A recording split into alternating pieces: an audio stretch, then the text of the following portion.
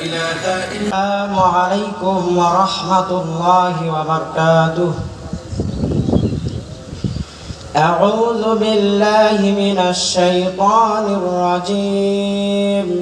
আমরা ফেরেশতা আমরা দেখি না, কিন্তু ফেরেশতার যে এত শক্তি, ফেরেশতার ব্যবস্থাপনা এত বিশাল, এই সম্পর্কে আমাদের ধারণাই কম। হ্যাঁ, তো যেরকম দুনিয়াতে মানুষ নেতা হয়, তাদের সঙ্গে থাকে দুনিয়ার ফৌজ, দুনিয়ার সৈন্য থাকে তাদের পাহারার জন্য, তাদের নিরাপত্তার জন্য ফৌজ থাকে।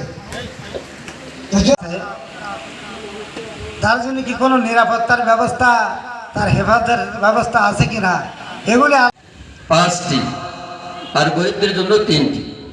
কালিমা, নামাজ, রোজাই 3টি গরিবদের জন্য, আর হজ ও যাকাত আরো 2টি বেশি ধনীদের জন্য।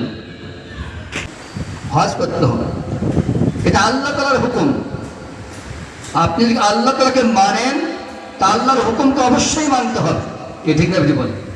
আর তাছাড়া তো আমি মুমিন হতে পারবো না। আমাদের কি করি, কলিজা ঠান্ডা করি, এরপরে যখন দেশের মধ্যে ফিরে আসি তো দেখা যায় যে চিন্তা করতে হবে আমি একজন আলহাজ, আমি মক্কা মদিনা সফর করে। সকলের ভাগ্য হয়, বলেন সকলের ভাগ্য হয়। আল্লাহর সন্তুষ্টি জন্য আমি হজ করতেছি, আর কারো সন্তুষ্টি নয়। দুনিয়ার কোনো মানুষ আমার উপর খুশি থাকার তাতে আমার যাই আসে না। আমার মাওলা, আমার বিশ্ব নিয়ন্তা, বিশ্ব প্রভু আল্লাহ জাল্লে শানু, তিনি যেন আমার উপর খুশি রাজি থাকে। গুরুত্বপূর্ণ আলোচনা নিয়ে আসছেন হযরত মাওলানা মুফতি আবু রায়হান। বিনীতভাবে মোবারকবাদ এবং অভিনন্দন এবং শুভেচ্ছা জানিয়েই আজকের এই মাহফিল এবং আজকের এই আয়োজিত হতে যাচ্ছে। রাসূলুল্লাহ সাল্লাল্লাহু আলাইহি ওয়াসাল্লাম বললেন, তাহলে 5 ওয়াক্ত নামাজের পর 33 বার সুবহানাল্লাহ, 33 বার আলহামদুলিল্লাহ এবং 34 বার আল্লাহু আকবার পাঠ করবা। যদি তোমরা খুলুসিয়াতের সাথে, ইখলাসের সাথে আল্লাহর দরবারে এই আমলটা করো 5 ওয়াক্ত নামাজের পর, আল্লাহ পাক রব্বুল আলামিন প্রত্যেক নামাজের পর তোমাদের ওই বড়লোকদের সমান করে দিবে। সকলেই বলি সুবহানাল্লাহ। আলহামদুলিল্লাহ,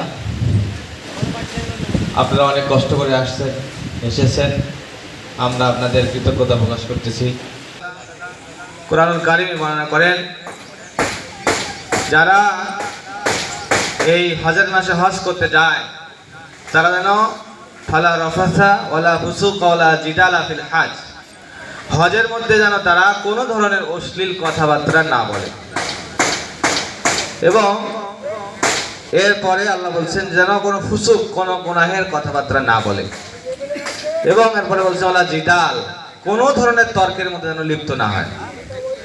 এখন আমাদের কথা বলি, অল্প একটু ইস্যু পেলেই আমরা এটাতে মন্তব্য করতে, তাহলে তার এই টাকাটা বেকার করে সেটাকে আসবে। কারণ আল্লাহ যদি বলছেন হজের মধ্যে এগুলো চলবে না, কাজ চলবে না, তো আমাদের যেহেতু অভ্যাস এটা, এখানে 2টা কথা বলেন, অশ্লীল কথা সেটা জবানের সাথে সম্পৃক্ত এবং বিষয়টা এমন নয়, বরং আমরা ওখানে একটা প্র্যাকটিসের মধ্যে থাকি যে আল্লাহ তাআলা এই যে গুরুত্বপূর্ণ যে কথা জবান যদি বাঁচাইতে চাই, হজের ফজিলত রহমত বরকত নিয়ে যদি দেশে ফিরে আসতে চাই, হজের যে বিতর্ক কথা বলা যাবে না। তো আসলে আমরা এই বিষয়টা ওখানে পালন করব অবশ্যই। যারা আমরা তো হজের মধ্যে কোন হজের মধ্যে বেশি সওয়াব, একটা হলো যে হজ্জে মাবরুর, যেটার ব্যাপারে আর আমাদের নবী সাল্লাল্লাহু আলাইহি ওয়াসাল্লাম বলেছেন যে জুমার দিন যদি হজ হয়, আরাফাত ময়দানে অবস্থান হয়, সেই হজকে আল্লাহ রাব্বুল আলামিন হজ্জে মাবরুর হিসেবে কবুল করেন। আল্লাহ যদি সহজ করে দেন তাহলে তোমার হজ সহজ হবে।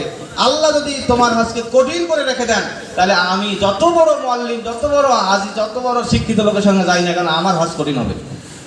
আমার নিজের ছেলের সঙ্গে, ছেলে যদি বড় আলেম হয়, জাননেওয়ালা হয়, টাকাওয়ালা হয়, তবুও আমার হজ কঠিন হবে যদি আল্লাহ সহজ না করে। বেশি তো সব বেশি, সুবহানাল্লাহ। তাহলে আমাদের যে তোমার খরচ হিসাবে এবং তোমার কষ্ট হিসাবে তোমাকে আজর দেওয়া হবে, হজের সওয়াব দেওয়া হবে, সুবহানাল্লাহ।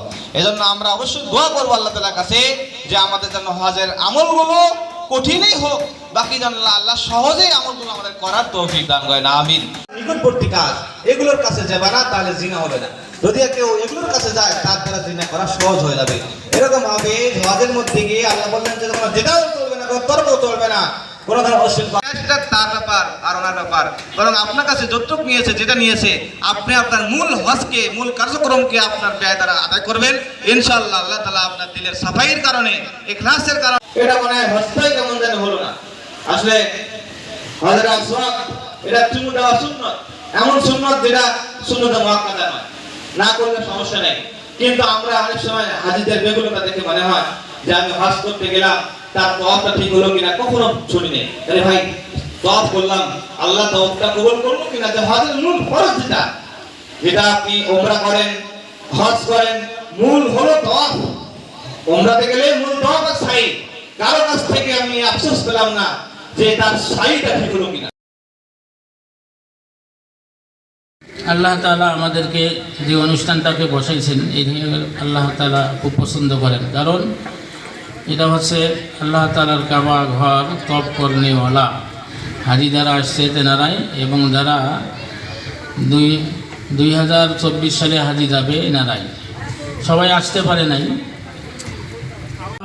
লেবেলেন করে দিয়ে ঝুলে দিতে পারেন। আমার কাফলার যে একটা চিহ্ন যাচ্ছেন, সেটাও আপনাদের লেখানো থাকবে। ব্যাগ হারানোর কোনো বুদ্ধি নাই। হজের সফরে যাচ্ছি, বড় একটা আঞ্জাম, এটা সারা পৃথিবীর বিশাল বড় একটা আঞ্জাম। হজ পক্ষে 2 মাস পর্যন্ত বিমান যাওয়া